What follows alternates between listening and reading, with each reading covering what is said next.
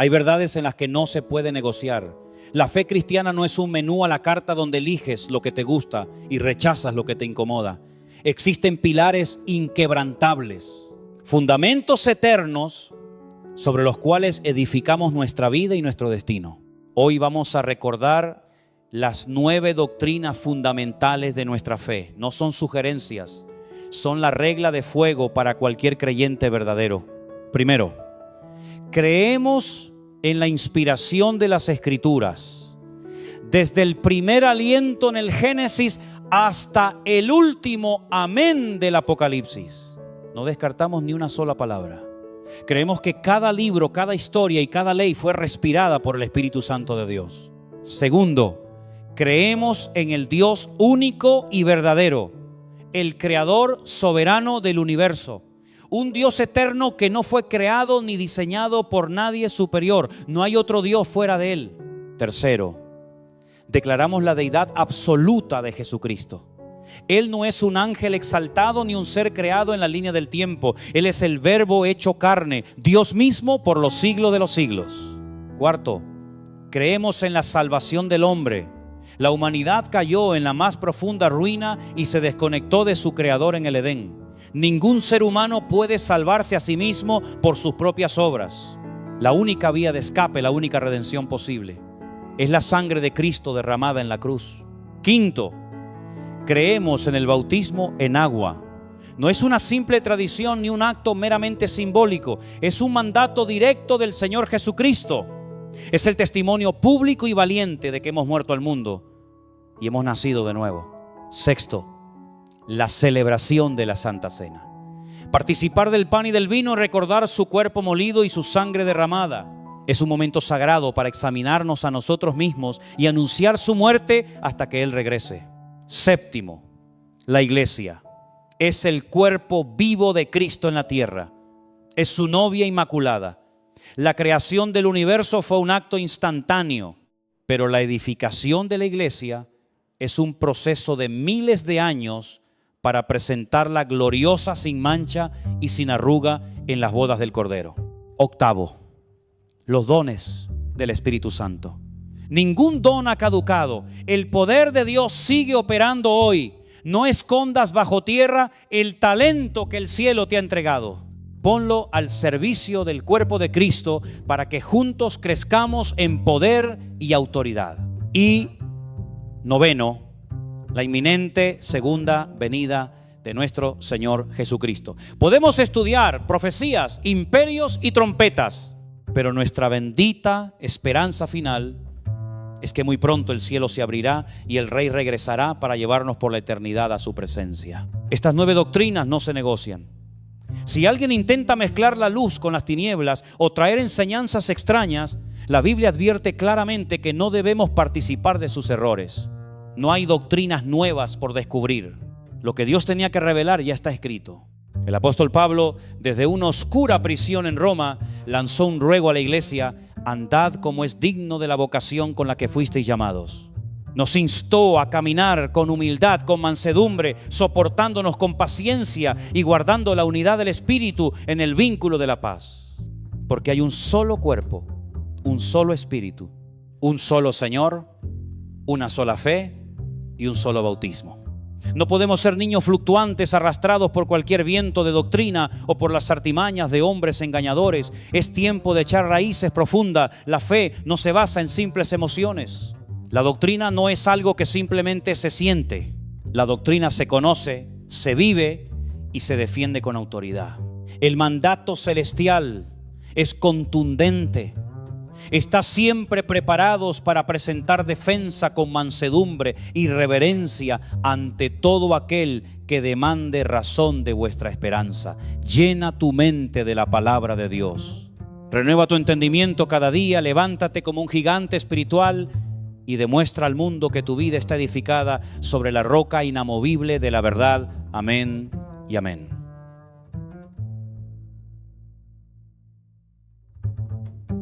Todos los cristianos del mundo oran, unos más otros menos, unos mejor y otros peor, pero todos oran. Sin embargo, para muchos, la oración es simplemente una lista de exigencias. Solo oran cuando tienen un problema o necesitan algo con urgencia.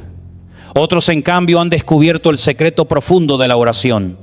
Han entendido que es el lugar de comunión íntima con el Dios Todopoderoso. Si escudriñamos las Escrituras, encontraremos hombres y mujeres cuyas oraciones alteraron el curso de la historia. La oración de Daniel en medio de Babilonia. El clamor de urgencia nacional del pueblo judío en los tiempos de la reina Esther. La oración desesperada de la iglesia cuando el apóstol Pedro estaba a punto de ser ejecutado. Oraciones maravillosas de las cuales podemos aprender para clamar con verdadera efectividad. Pero hay un versículo clave que muchos citan mal. La Biblia no dice simplemente que la oración del justo puede mucho. La Escritura dice, la oración eficaz del justo puede mucho. Esa es la clave absoluta. Existen oraciones que nunca pasan del techo de la habitación. Oraciones que no son eficaces porque le faltan los ingredientes bíblicos esenciales. No basta con hablar al aire. El mismo apóstol advirtió, no recibís porque pedís mal. La belleza de la comunión con Dios es que no tiene barreras. El Espíritu Santo descendió en Pentecostés mientras los discípulos estaban sentados. Puedes orar de pie, arrodillado, postrado en una cama, conduciendo tu coche o caminando por la calle, de madrugada, de tarde o en la oscuridad de la noche. Si el Señor hubiera limitado la oración a un solo lugar geográfico o a una postura específica, muchos estarían perdidos, pero Él la ha hecho accesible para todos sus hijos. Para entender la diferencia entre orar al aire y la oración eficaz, vayamos al Monte Carmelo en el antiguo Israel. Allí se enfrentaron dos formas de clamar. Por un lado, cientos de falsos profetas del ídolo Baal. La palabra Baal significa Señor, pero no el verdadero Señor Adonai. Estos hombres creían sinceramente en su Dios. Gritaron desde la mañana hasta el mediodía. Saltaban, danzaban y hacían un espectáculo frenético. Cuando no hubo respuesta, el profeta Elías se burló de ellos diciendo, gritad en alta voz, quizá vuestro Dios está durmiendo o fue de viaje. Y ellos, en su ceguera espiritual, comenzaron a gritar aún más fuerte. Sacaron cuchillos y se cortaron la piel hasta que la sangre chorreaba por sus cuerpos, creyendo que el dolor, la sangre y el volumen de sus gritos obligarían al cielo a responder. Pero el cielo guardó un silencio sepulcral. Hicieron un ridículo histórico. Esa es la tragedia de una fe equivocada. Poner tu confianza, tus lágrimas y tu esfuerzo en un lugar donde jamás habrá respuesta. En contraste, el verdadero profeta de Dios, Elías, elevó una oración sencilla, corta y profunda. No necesitó cortarse ni gritar como un lunático. Y en respuesta a esa breve oración eficaz, el fuego de Dios cayó del cielo, consumió el sacrificio y demostró a toda una nación quién era el verdadero y único Señor. Siglos después, vemos otra demostración de esta oración eficaz. Jesucristo frente a la tumba de Lázaro, un hombre que llevaba 4 días muerto. Sus hermanas Marta y María estaban destrozadas y el panorama era completamente desolador. Jesús manda a quitar la piedra de la cueva. Y en lugar de hacer un espectáculo o gritar con desesperación, alza los ojos al cielo y hace una oración que dura apenas unos segundos. Padre, gracias te doy por haberme oído. Una simple acción de gracias, nada más. Y habiendo dicho esto, clamó a gran voz, Lázaro, sal fuera. Y el muerto, atado de manos y pies, salió caminando. Una gratitud profunda y llena de autoridad desató muchísimo más poder que horas de gritos frenéticos y sangre derramada en el Monte Carmelo. Pero hay una oración en el Antiguo Testamento que encierra un misterio aún mayor. Es el clamor de una mujer con el alma destrozada. En el primer libro de Samuel encontramos a Elcana, un hombre que tenía 2 esposas, Ana y Penina. Penina tenía hijos, pero Ana era estéril. En aquella cultura no poder dar a luz se consideraba una maldición terrible, pero Ana sabía que el Dios Todopoderoso había sanado la matriz de Sara, de Rebeca y de Raquel. Cada año la familia subía al tabernáculo en Silo para adorar, y cada año se repetía el mismo infierno. Penina la irritaba, se burlaba de ella y la entristecía profundamente. Ana lloraba amargamente y perdía hasta el deseo de comer. Vivía sumergida en una profunda depresión. Y frente a esta mujer hundida en el dolor, tenemos a su marido. El Cana representa la ceguera espiritual absoluta. Él le hace preguntas vacías. ¿Por qué lloras? ¿Por qué no comes? ¿No soy yo mejor para ti que 10 hijos? Este hombre no entendía absolutamente nada.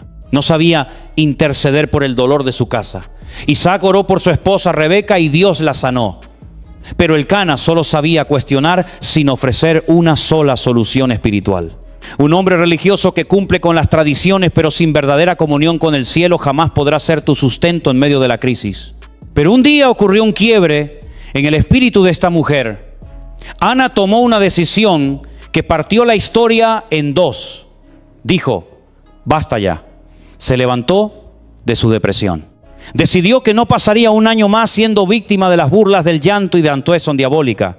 Se negó a seguir dependiendo de un marido que no la comprendía y corrió a buscar al único que podía cambiar su destino. Ana entró al templo y allí frente al sumo sacerdote Elí derramó su alma con tal profundidad que su voz ni siquiera se escuchaba. Sus labios se movían, pero hablaba directamente desde el espíritu. No hubo grito, no hubo espectáculo. Fue un nivel de intimidad absoluta con el Creador.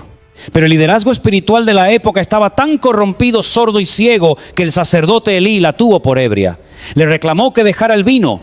Ana, con una valentía inquebrantable, le respondió, no, Señor mío, soy una mujer atribulada de espíritu que derrama su alma delante de Dios. Y en el texto original hebreo ella usa una expresión que hiela la sangre.